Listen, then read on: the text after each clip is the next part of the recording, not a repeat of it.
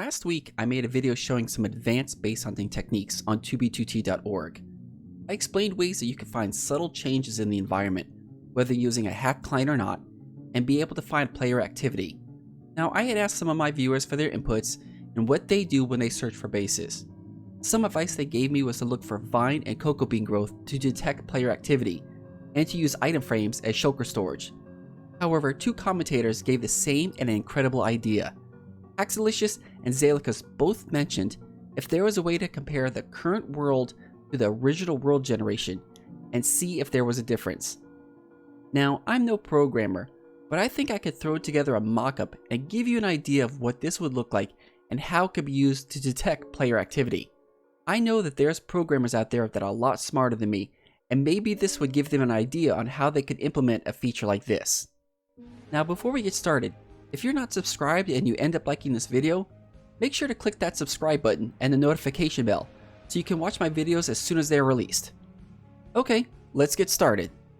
To start with, how would something like this get implemented in a hack client? I'm going to call this new module Seed Overlay, since in essence I'll be overlaying the current world's generation seed over what is currently on the server. Here, I updated my hacked client module list to include the option to turn on or off the seed overlay.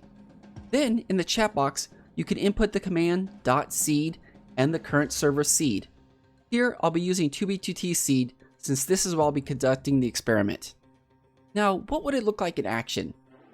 To do this, I'm going to be using the Schematica mod, which can take a world download of a server.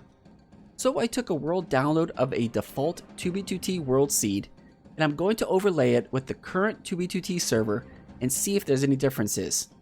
Let's start here in this forest. From my perspective, it looks completely normal. Doesn't look like anyone has been here. So let's go ahead and activate my seed overlay hack and see if there's any differences. You can see here that there are several things that don't match up. If a block is light blue, that means it should be here from a default world generation, but it's missing on the server. And if a block is red, that means it's not in the default world generation, but present on the server. So we can see here that there are several trees that were probably cut down and saplings replanted, but not in the default locations. We can also see where grass blocks are missing, which were probably dug up. Incredibly, you can even see missing flowers and blades of grass. Let's move over to a new area and see if we can detect any player activity. Over here, we can see several trees that have been replanted and grass even filled in on an area, looking like something has been covered up and concealed. Looking more closely in this area, we find that a player has created a little hidden hobbit hole where they've been growing some carrots. There's a furnace, crafting table, and even their bed. You can even see under here that they've even removed some blocks to make it a bit more roomier.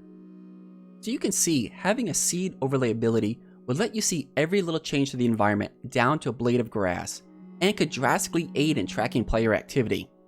Now for some bad news. Is this something that's feasible on a server like 2b2t? Yes, but no. Using a seed overlay on terrain not generated between Minecraft versions 1.9 to 1.12 will show completely the wrong seed overlay. You see, since 2b2t has been around for almost 10 years and has gone through numerous terrain generation changes starting at beta 1.2 all the way up to 1.12, I don't think it would be technically possible to also include a way to detect which chunks were generated in certain Minecraft versions to get a proper seed overlay.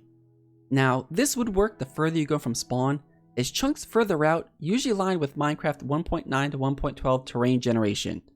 Now, if you went on to Constantium, another anarchy Minecraft server, this would work almost perfectly.